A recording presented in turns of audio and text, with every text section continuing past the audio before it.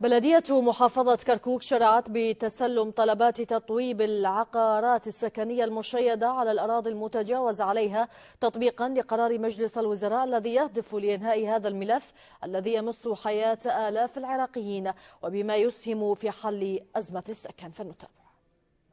بلدية كركوك تشرع باستلام طلبات المواطنين الرامين إلى تطويب العقارات السكنية المقامة على الأراضي المتجاوز عليها، خطوة أولى للعمل بقرار مجلس الوزراء بالرقم 320 لسنة 2022. نعمل على أنه يحصل المواطن على سكن ملائم وقانوني بنفس الوقت، وأن نساعد المواطن على السكن وليس تعقيد الأمر في ذلك، ولكن أيضا سنعمل وفق روح القانون. المحافظة أوعزت لبلدية كركوك باتخاذ التدابير اللازمة مع مديرية البلديات والزراعة والتخطيط العمراني والتسجيل العقاري، ومع بدء مرحلة استلام طلبات تغيير جنس العقار التي ستقيم من لجان تقدير الأسعار. رحب المواطنون بالقرار كونه يسهم باستقرار العوائل العراقية. سوينا آلية بحيث المواطن ما أعتقد يتأخر يمنا أكثر من دقيقة، مجرد نملي استمارة ماله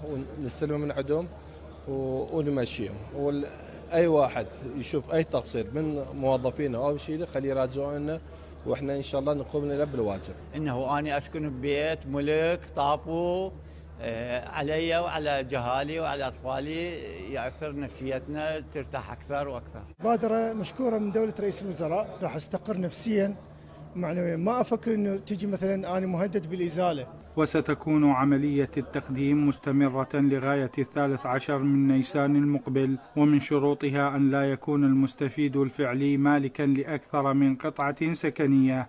وفقا للتعليمات فإن الأراضي التي عليها نفع عام كخطوط الطاقة الكهربائية وأنابيب النفط، إضافة إلى تلك التي عليها محال وعمارات تجارية، غير مشمولة بقرار التطويب حتى الآن.